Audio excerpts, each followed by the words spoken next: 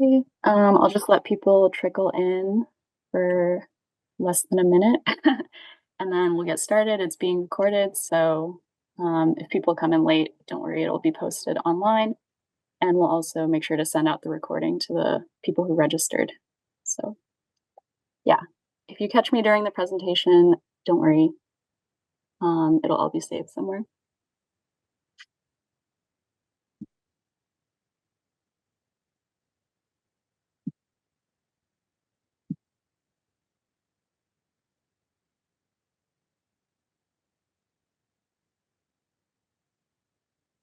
Okay, it's 12:01, so let's get started.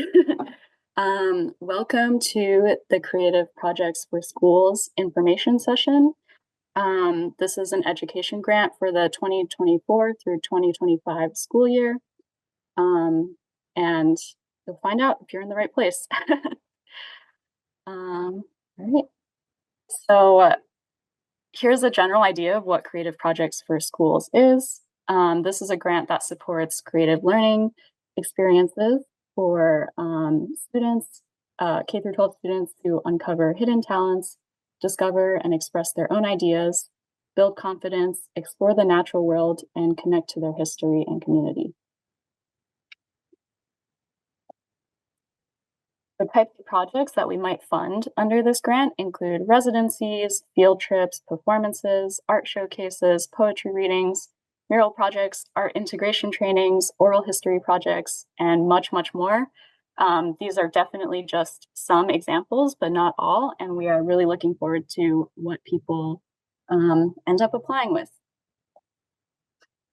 So here's just a little roadmap of the information session today. First of all, I want to introduce and thank Dave Gratzer and Elizabeth Keegan for their help with the American Sign Language interpretation. Make sure you check out those features if you need them. And yeah, they're helping out to interpret this information session today. But first, I'm going to walk through some important news, namely the transition from STARS residencies to creative projects, and then what this grant will look like in the future going forward. We'll also talk about eligibility, so who can apply to this grant. And then we will do a very exciting application walkthrough on our grant portal where I'll take you through step by step. And then after that, we will talk about how we make funding decisions during the review process. And should you be funded, these are the necessary steps that I will talk about and documents that you need during the payment process. I'll just give a little preview of that. And then finally, at the end, we will answer questions live. So about questions during the presentation, please put questions in the chat or the Q&A function or save them for the end. I really want to prioritize getting through all the information, and we have some lovely people, Eric and Keita, helping out today, and they will respond to your question in writing. If you have questions during the presentation, we ask that you put them in the Q&A in the chat. And if you want me to answer your question live and read them out, then you'll just have to save them for the end for the live Q&A. All right, so you might be here because you've applied for STARS residencies last year or for many years in the past. The TLDR is that STARS will not run again, but that doesn't mean we no longer fund residencies. For this school year, 2024 through 2025, I want you to think of creative projects as an expansion of STARS. So this fall, we are opening up the application to all types of projects, including residencies. So if you've applied to STARS in the past, there's a very good chance, provided you read the other eligibility guidelines, that your project will still be eligible for creative projects for schools. Okay, so part of why we are doing this is because we are integrating the education grant with what was formerly known as festivals and projects into one all-inclusive grant program called Creative Experiences. So starting in 2025, residencies and projects for schools can apply in the spring and know if they've received funding in September. This timeline shift is something applicants and grantees have time again told us and given us feedback on, that they want to know if they have funding at the beginning of the school year, so that they can run programs in the fall, knowing they have the grant funding. And this integration into this all inclusive creative experiences grant allows us to do just that. So, just to reiterate, creative experiences is for next year, for the next school year, 2025 through 2026. And this is the last year, 2024, and the last fall where education grants will run in the fall.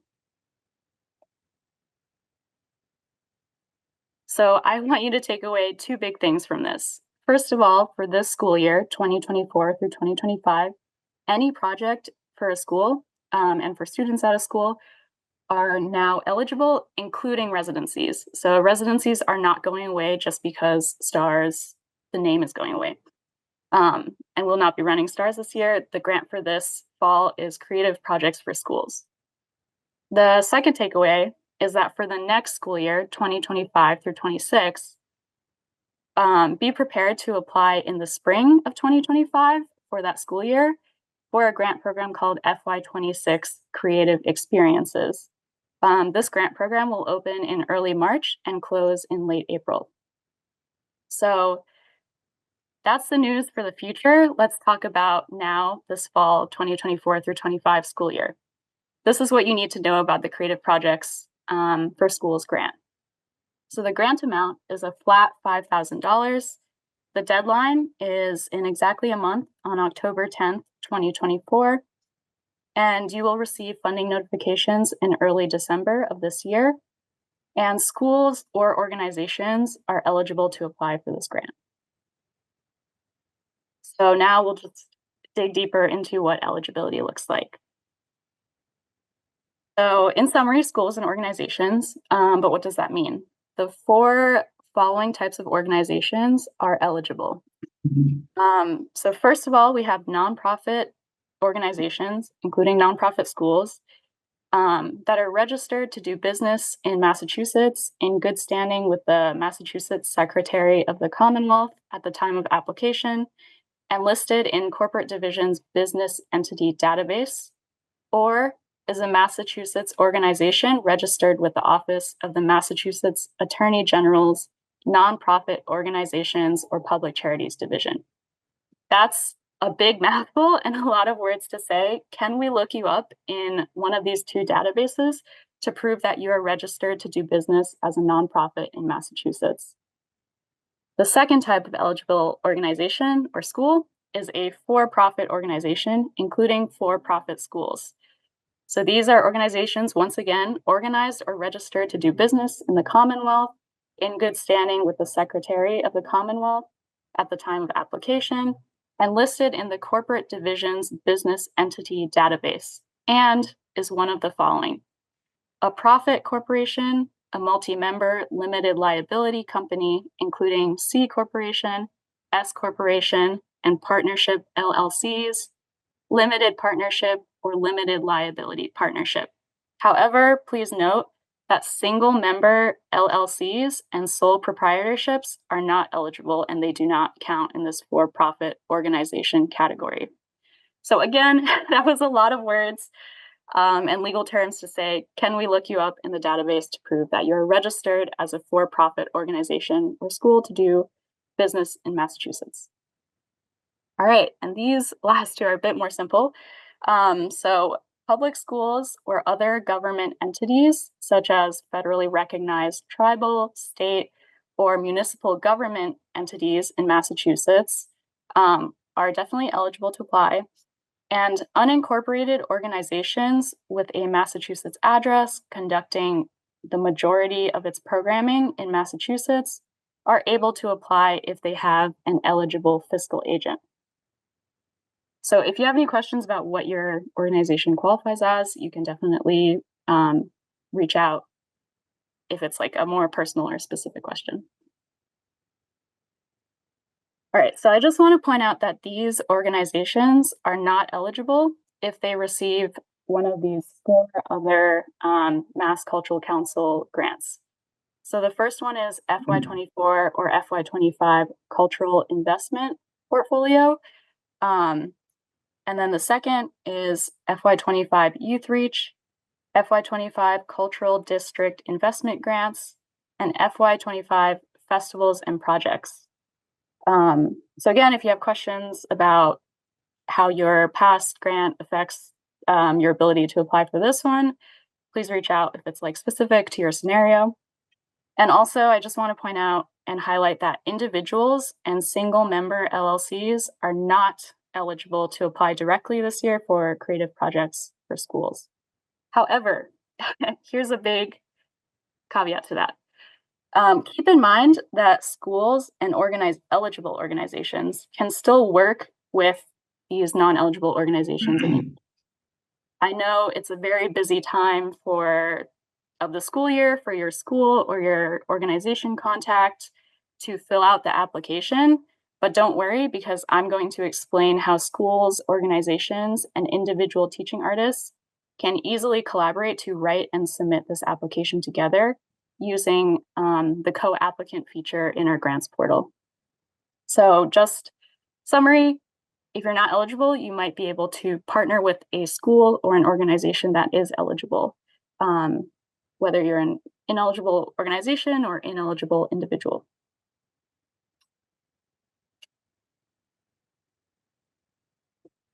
Okay, so just a small note for organizations who might have applied to the operating grants for organizations, you can still apply for this grant, but if you get the other grant, then your application for this program will be declined, which kind of just makes sense because that is a much bigger grant.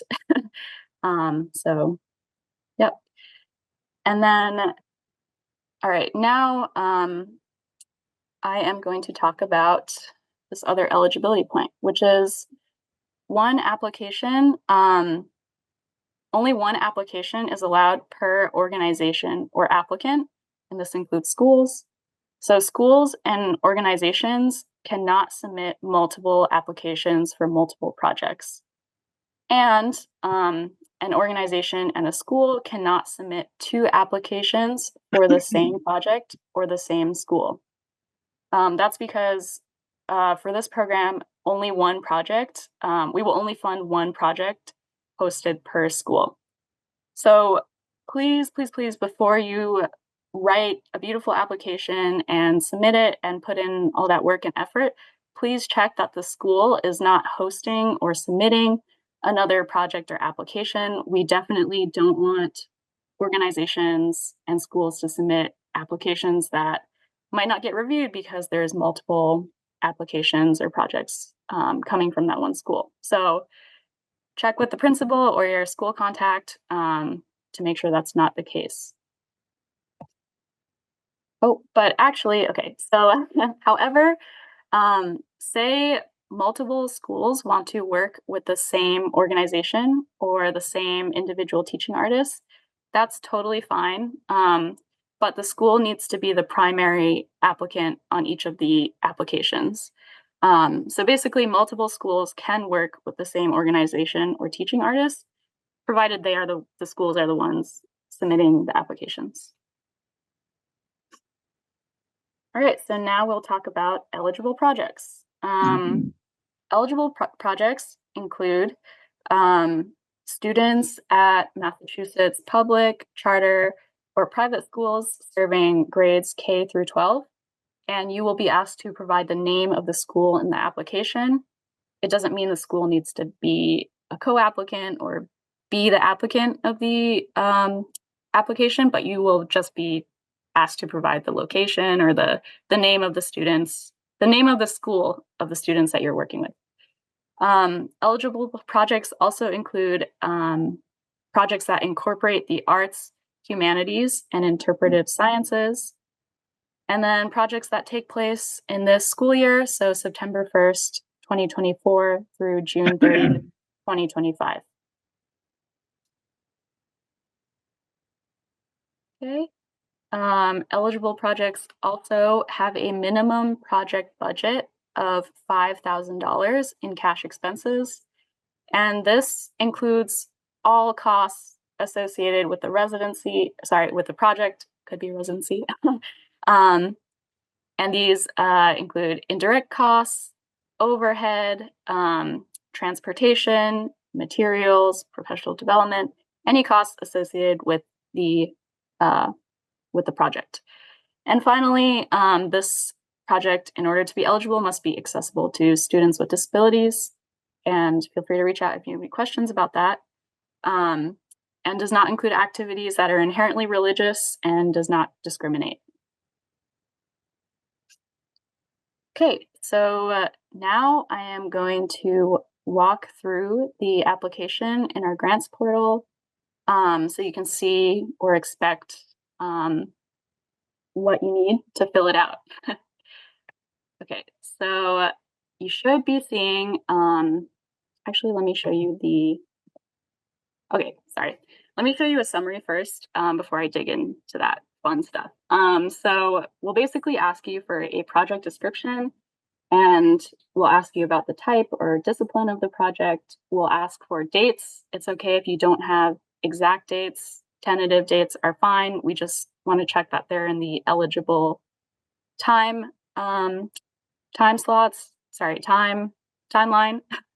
And then we'll also ask for an accessibility plan. Again, reach out if you have questions. And then the location, which doesn't have to be at the school. It could be, for example, like a field trip takes place outside of the school. It could be virtual. It does not have to be in person. And then we'll ask for the name of the school of the students that you are working with. And finally, we'll ask for a budget, and this is an itemized budget showing your project expenses. Okay, so sorry to switch again. You should find yourself at this page. This is the login. If you don't have an account to Smart Simple, which is our grants management system, make sure you make one because you need one in order to submit an application. So you should find yourself here and you should log in. So after you log in, you will be at this home page. And if you are a school or organization, you should be able to click Current Opportunities. And then you will see Creative Projects for Schools. Click Apply Now. And I'm just going to walk through a couple different scenarios for types of organizations. So if you are a public school, super simple, put tribal, municipal, or state government entity. Does the project include activities inherently religious? No. And no. You can click Save Draft.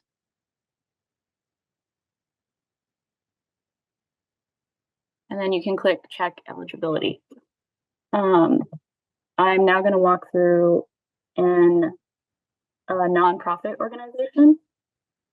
So if I were a nonprofit organization, I would select that.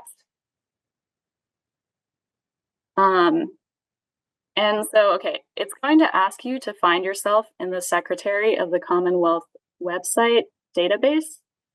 Sounds more complicated than it is.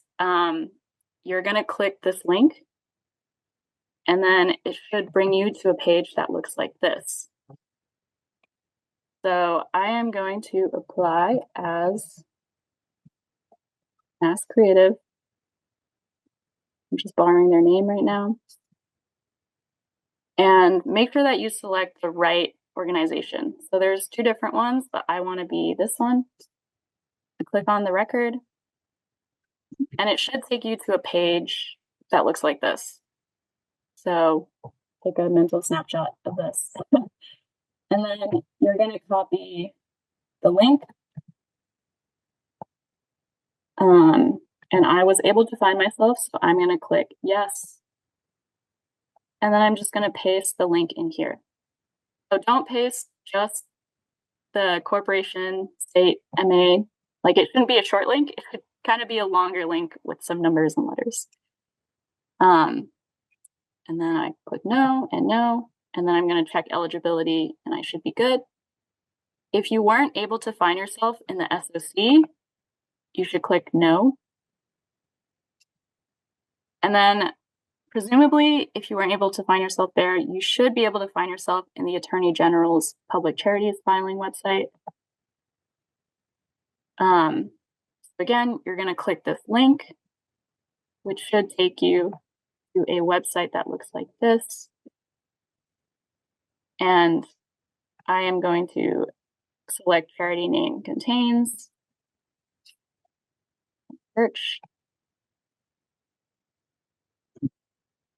and yep, I see the name that I was looking for. I'm going to click get filings.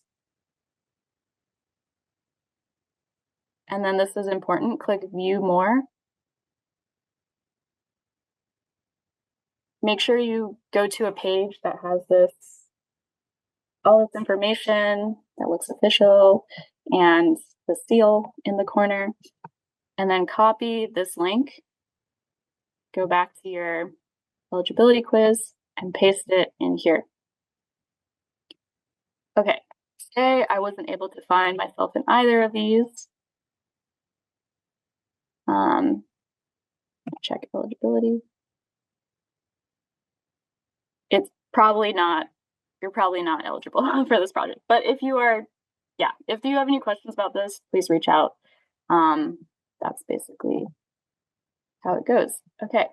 And then the same thing will, the same process applies for for-profit. So if you are limited partnership, LLC, multi-member, for-profit, you're going to do the exact same thing, except you'll also be asked to select the federal tax classification of your organization. And then, yeah, okay. So I am going to enter this application as a school.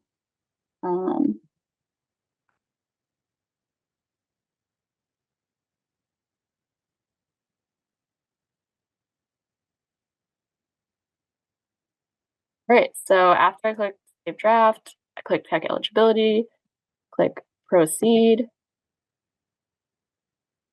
and then you're in the application, the fun part. All right, so first of all, you're going to go to applicant information. And after you've checked that all of this contact information is correct, if it looks good, then you can attest that it looks good. If you need corrections, please reach out or use the notes feature on the left side, and then we'll go in the system and make the corrections for you. And this is important if you are partnering and you want to share the application responsibility with somebody. So basically, if you invite a co-applicant, the co-applicant can help you write and submit the application and also help you fill out the final report. So if you want to invite a co-applicant, you need to make sure that they also have a profile in Smart Simple or grants management system. And you're going to click add, and then you're going to fill out their name and their email, and then you're going to click invite. So if a school or an organization wants to work with another organization or a school or an individual, this is how you're going to allow them access so that it's a busy time for us all. You guys can both work on the application, fill it out together, etc. Okay, so contract information. You will be asked for the contract authorized signatory and the contract authorized officer. So for the signatory, you're going to need a bit more information. And this is basically the person that has the legal authority at your organization to sign the contracts. The authorized officer is the person who has the authority to attest that the above person can sign the contract. So this is the person that says, legally says, yeah, that person can sign contracts for my organization or school. These cannot be the same people. Make sure you put different names, different emails. They should be two separate people because I cannot confirm myself as the person, you need another person. So make sure this information all looks correct because the contract is going to go to these people and you need the contract to receive payment. Okay, so for the school name, you're going to want to search a school. I'm going to put Abbott Elementary, a big TV show, and then I'm going to select the town that it's in, which I actually don't know, but I'm going to put Abington. And the reason we ask for the city or town is because there's like multiple Lincoln elementary schools in the state, so make sure you select the right city and town. If you didn't find the school in our drop-down list, just click no and provide the name, and then we'll figure it out from there what you need to do, but you should be able to find your school in here. Okay, project information. So you will want to give us the name of the project. You can make it snappy or just descriptive. You're also going to give us the project discipline. And we know that there might be some interdisciplinary or multidisciplinary stuff. Just try to fit the one that fits best for your project. And then project type, we have all of these different options, but you might bring us a project that doesn't fit any of them, then we'll ask you to say other project or activity. And then again, these things don't affect our funding decisions. This is just for us to know like how many field trips or how many residencies are people applying with. For beginning date, make sure that your project takes place after September 1st, 2024 in order to be eligible. And it has to end before June 30th of next year, 2025. And again, if you don't know the dates, just put tentative ones.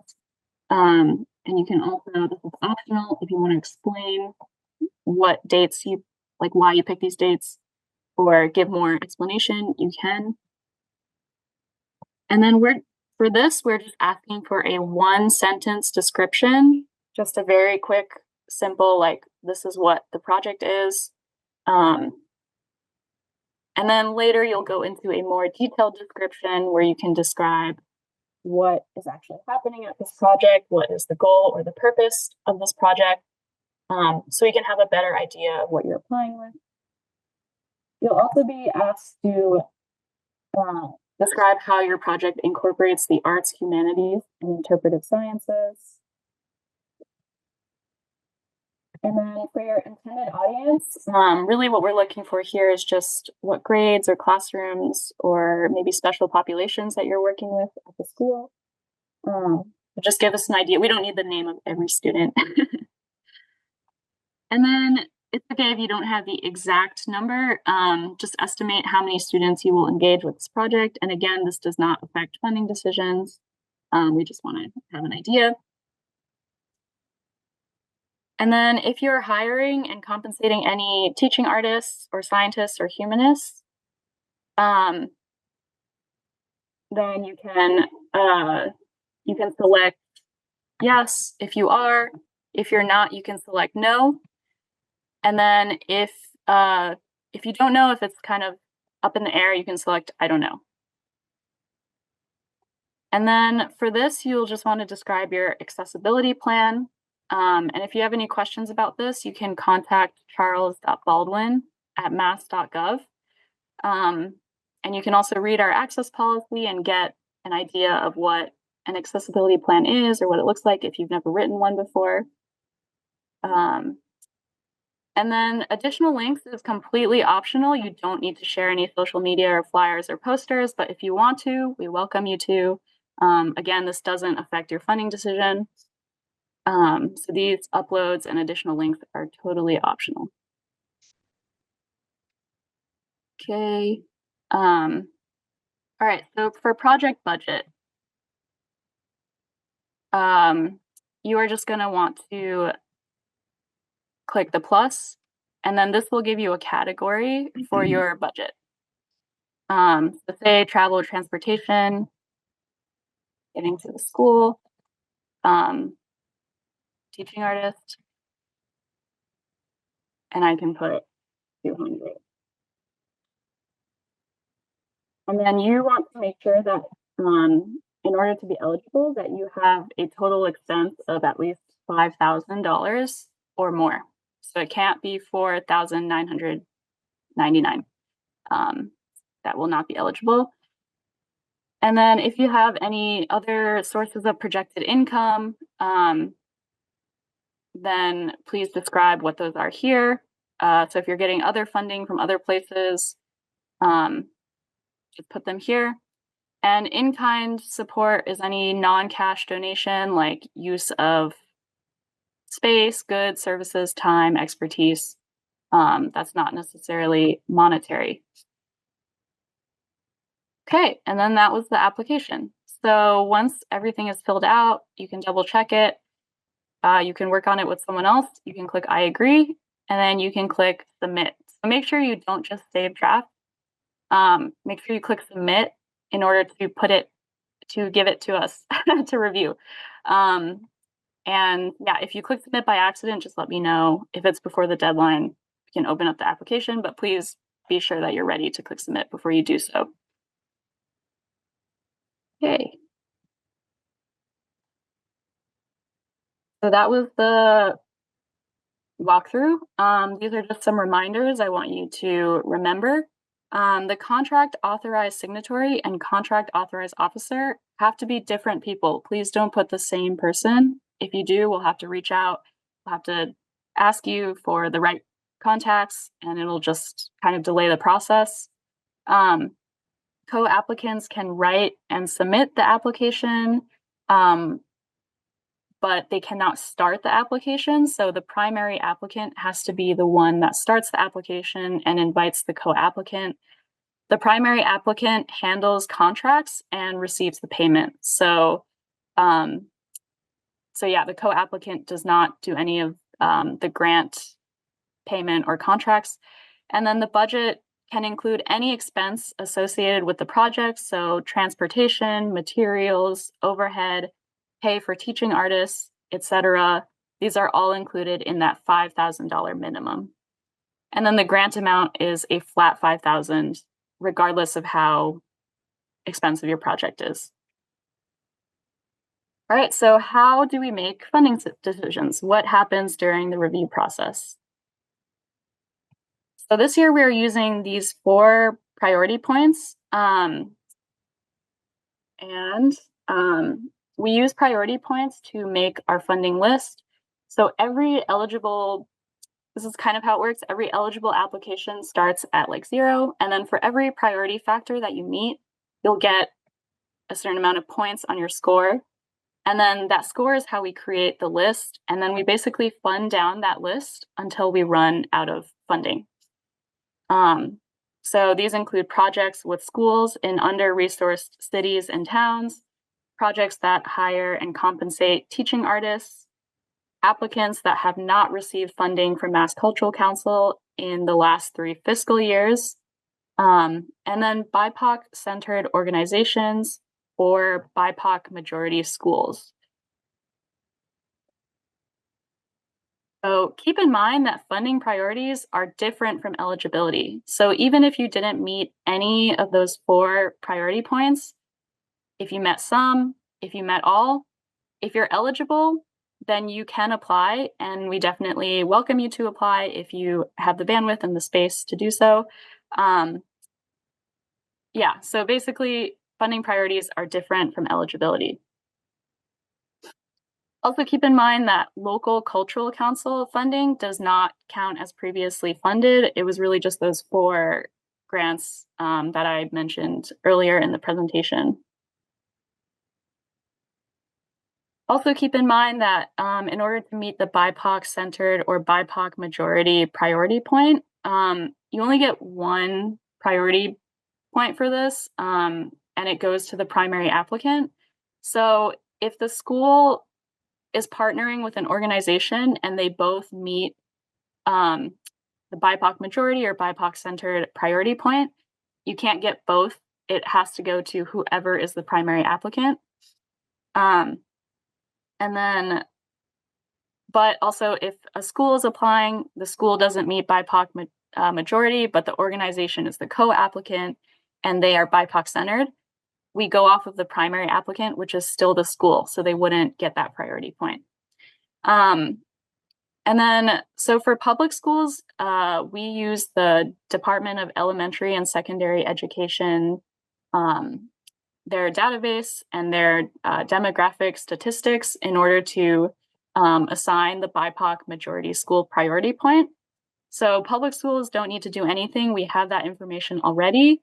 However, if you're an organization, a private school, or a charter school, and you fit the criteria for BIPOC centered, which we have on our website, you must register for this identification in the grant portal. So you will need to go into the grant portal and kind of take this extra step, but it's simple and quick and hopefully doesn't take a lot of time. If it does, please reach out. But you can register for this identification should you fit the criteria. So in order to register for BIPOC centered as a organization, a private or a charter school, you go into your current opportunities on the homepage of your grants management system, and then you should see an option to apply for the BIPOC centered identification. And it's going to take a little time for us to review, but if you don't have it at the time that you submit, don't worry. We will apply it before we review the applications. All right, so should you receive funding? This is what you will need to, this is a little preview for what you'll need. So to reiterate, the primary applicant, not the co-applicant. The primary applicant is the one that gets paid. So for schools, you might be asking who is the contract authorized signatory or the authorized officer. You will need to ask your fiscal department or the school principal because we can't advise on this. It might be different for different schools and towns. For organizations, we also can't really say because it's kind of different for different organizations. But ask your fiscal department, like who's allowed to sign the contracts, who has the legal authority to confirm that that person can sign the contracts. And then the contract package is all digital, it's all virtual, and you'll basically get a DocuSign link in your email. Well, the authorized signatory and officer will. And there will be 3 different documents that need to be signed virtually and filled out virtually. So that includes the W-9, the electronic funds transfer form, which is 1 document, the contract authorized signatory listing form, which will go to the signatory and the officer, and then the standard contract form, which is just our standard contract from Mass Cultural Council that says you will complete the project and receive the payment. And yeah, if we have this information on file already, it could be a very smooth and simple process.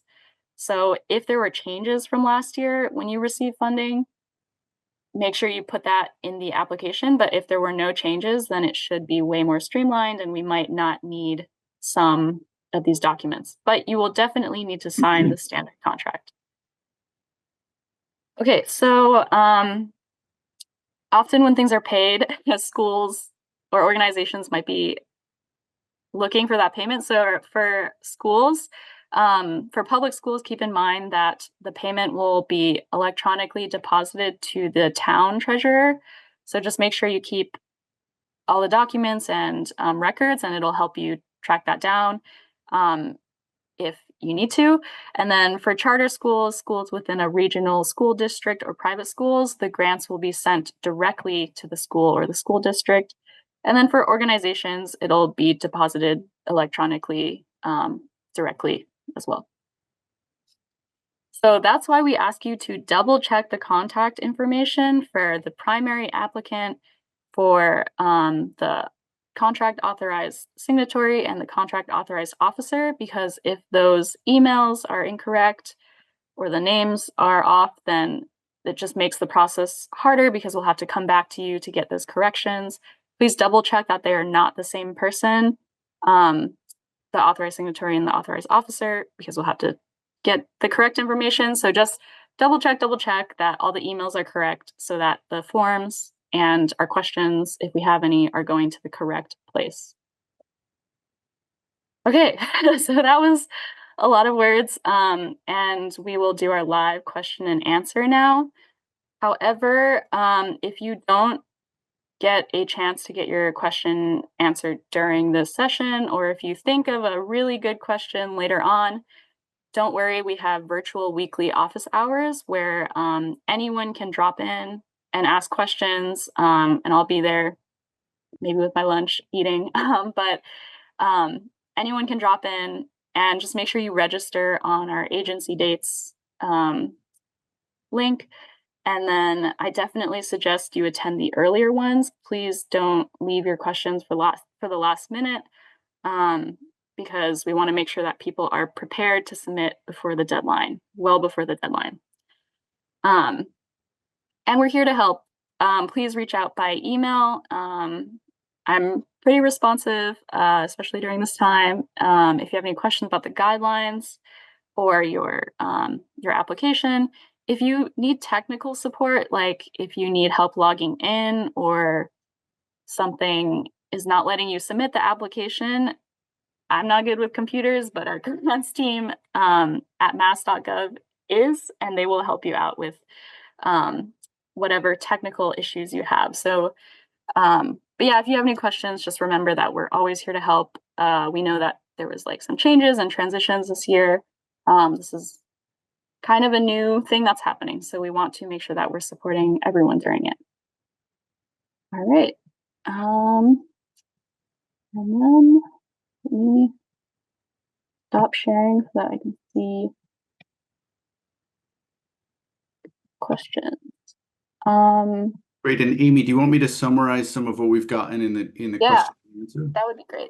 So we've been frantically typing. My name is Eric Holmgren from the Mass Cultural Council. Sorry.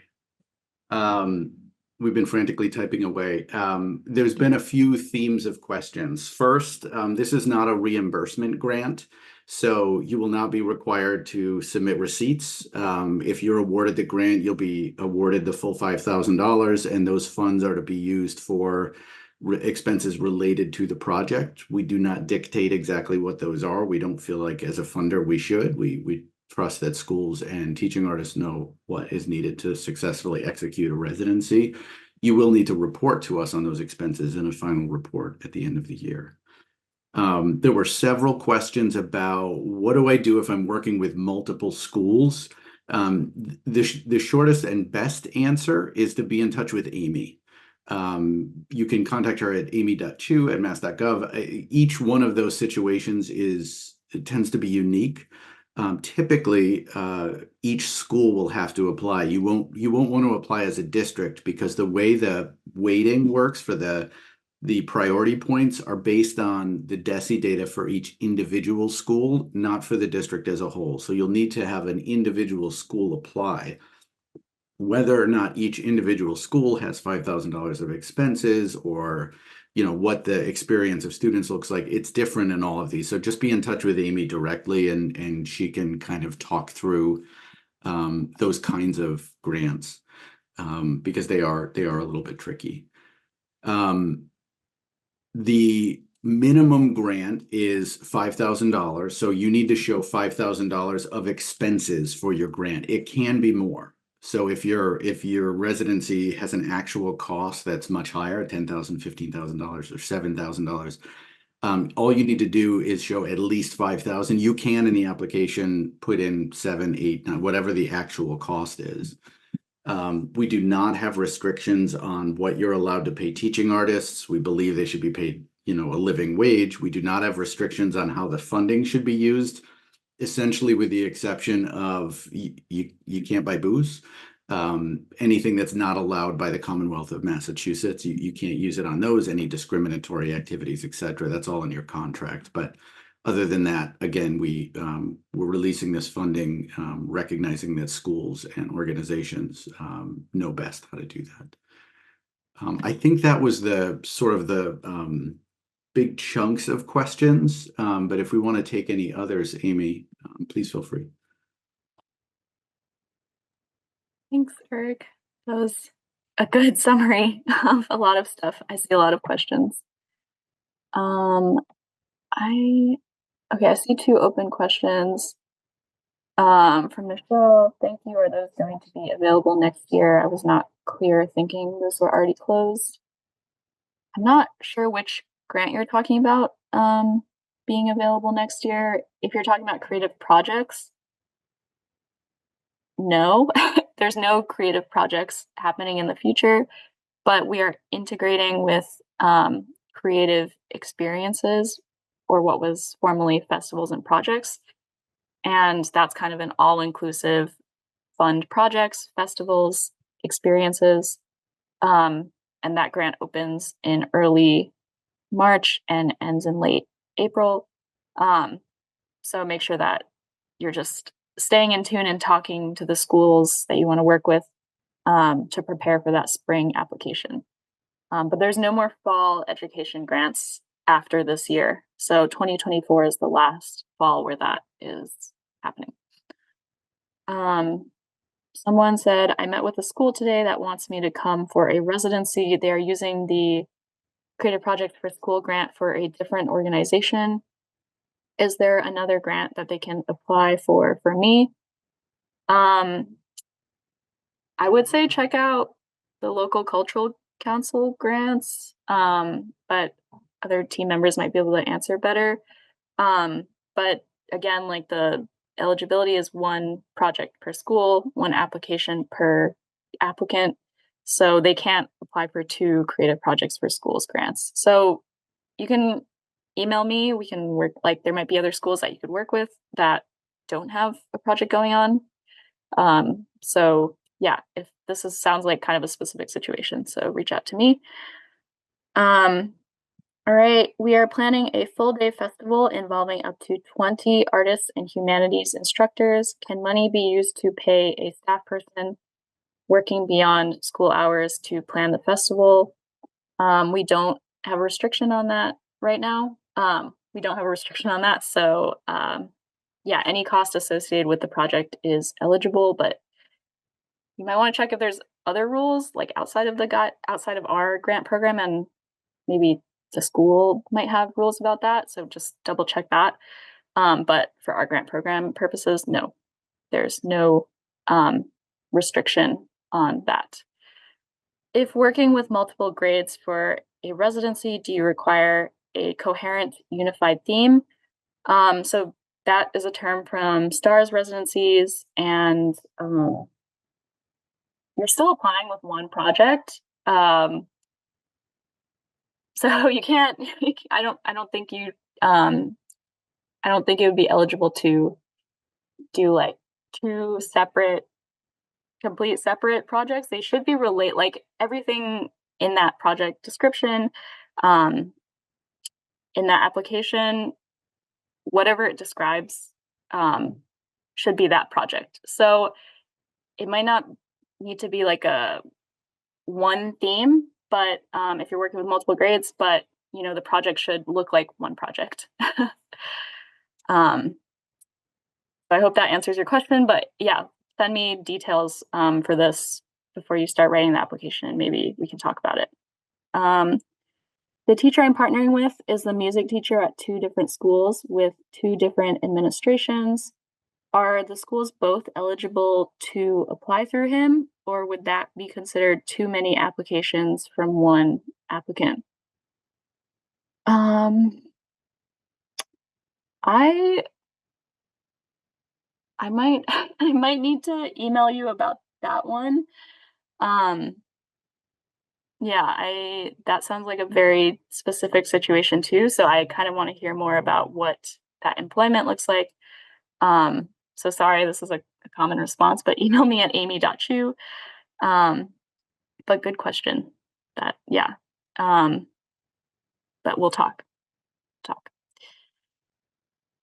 All right. Um, are there any more questions?